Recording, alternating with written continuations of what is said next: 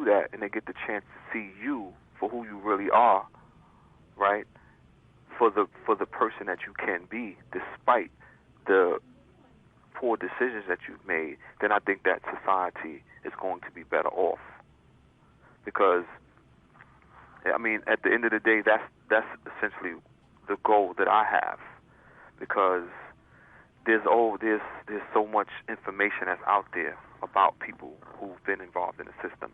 If you look at media, you see that there's always negative connotations. If you turn on the news, usually one of the first stories is going to be someone committed a crime, and that this person is probably someone who's an ex-con or an ex-felon. And so it has a lot to do with the language that we use and how we describe people. And we need to change. We need to change the political discourse. And people need to know that there are individuals out here that are successful, that are striving to improve their communities, and they do it with as much fervent as others do, who've never been involved in the criminal justice system. And they do it with this particular passion because they feel like they have a civic duty. They feel like they have a responsibility to ameliorate the lives of individuals who, like them, have sort of gone through that process. That process can, like, erode your skills. It can, like, frustrate you, and it can really take away from what you have to offer.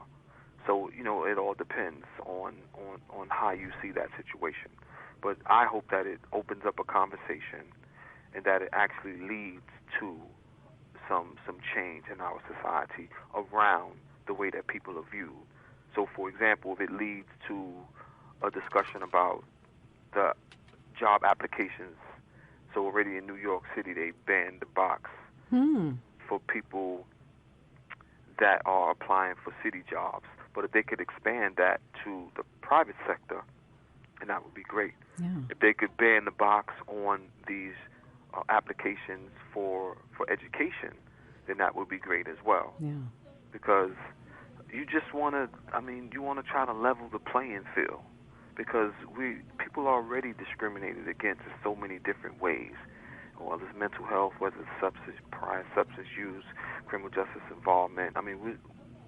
We discriminate against people in so many ways. If we can reduce the discrimination, and if that stigma is not as painful and not as deep for people, then they'll be less inclined to give up. They'll be less inclined to throw in the towel and feel like, you know what, this society doesn't care about me.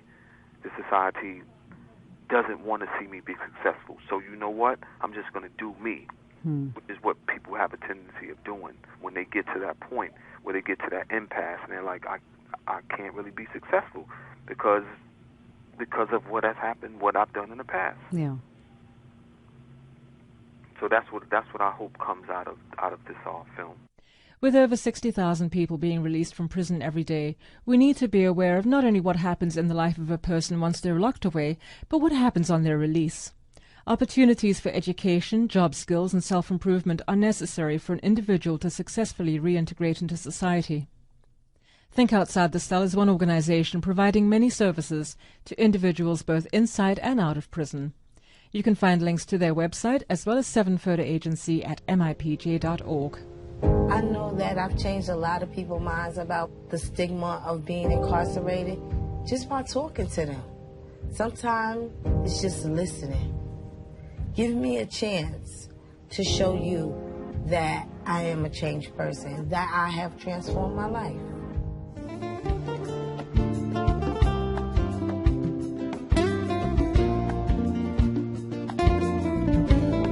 In our Spotlight feature, Katina Anariadis continues her conversation with Sheila Rule and takes a closer look at the Think Outside the Cell Foundation. In 1991, Sheila Rule retired from her work as a journalist for the New York Times. As a foreign correspondent, she had documented famines, apartheid, failing dictatorships and coups.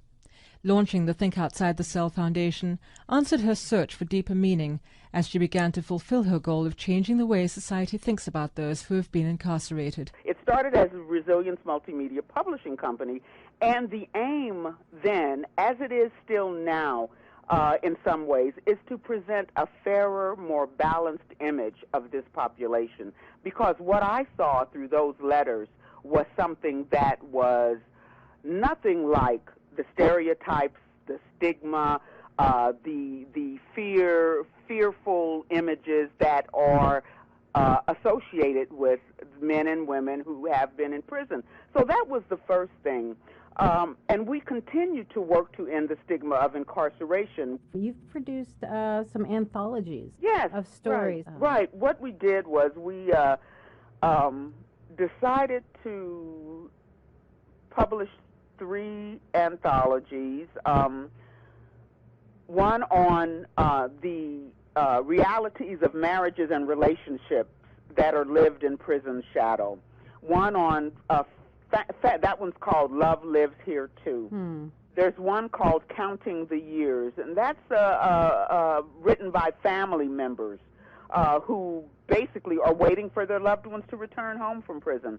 And the third is called The Hard Journey Home, and that is those are stories written by men and women who have returned home from prison and the trials and struggles they face.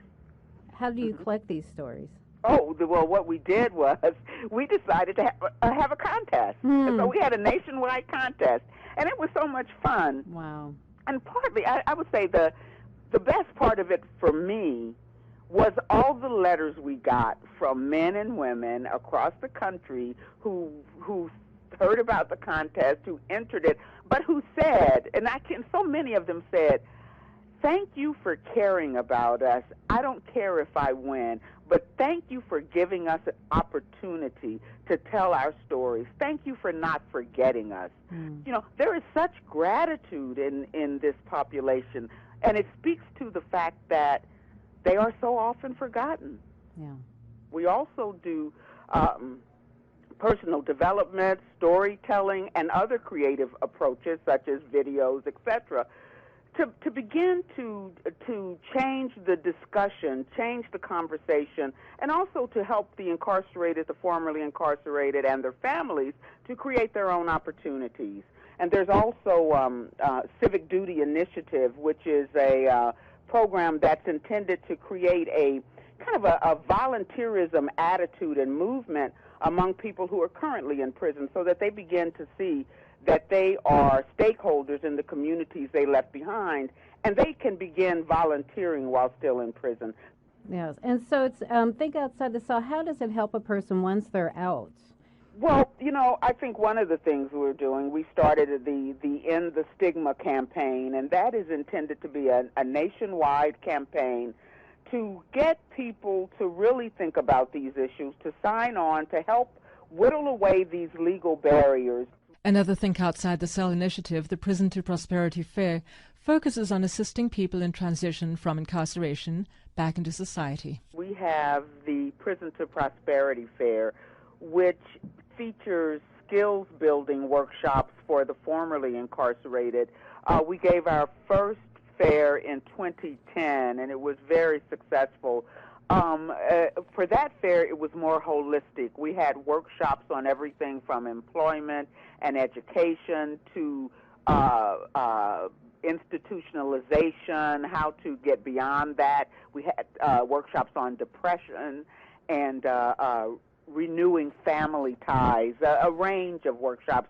This, in 2013, in March, we're having our next citywide, tri-statewide actually, Prison to Prosperity Fair.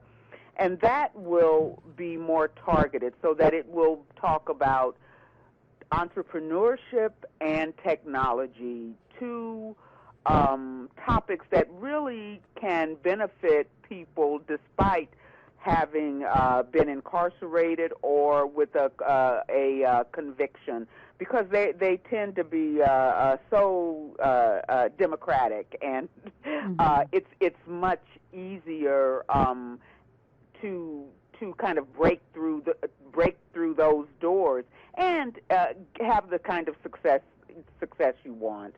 So we're focusing on those. We just think that those are two ways that people can really get ahead, and also partly because so many people who are incarcerated or have been incarcerated have innate entrepreneurial gifts. So we thought that would be a good way to proceed in 2013.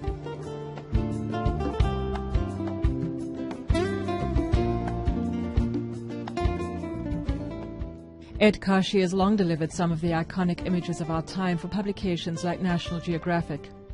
Katina Andaniadis asked him what attracts him to a particular project. It can either be a subject that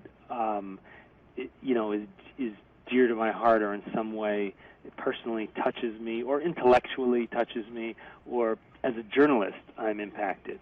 Mm-hmm. So often what attracts me are the words and the concepts and the ideas, and the issues. I decided to look at aging in America in 1994 after having worked abroad for many years, because I wanted to turn my camera on my own culture and my own society. And as I looked around for what would be almost more as an anthropologist, if you like, or historian, what was going to be one of the great themes of my lifetime, the issue of aging came up, and I spent 8 years documenting that. Actually, at this point, it's been more than 16 years on some level. There's many different ways that I'm attracted to something. The bigger issue is, what can I actually do? Yes. It's kind of like the conundrum of being a human being, right? We have an unlimited imagination, but we're completely limited by our physical being. In 2010, Kashi was invited to join Seven Photo Agency, a photojournalism stable founded by experienced photojournalists focused on recording the events that shape our world. What attracted me to being with them, besides their reputation and the quality and importance of the work that they do, that we do, is this idea that after over 20 years of working as a lone wolf, and given all the changes that are taking place in the media and particularly in the world of photojournalism and documentary photography, I felt that I would be more effective and be able to do more within a group, especially a group like Seven, than I was able to do on my own. And part of that is this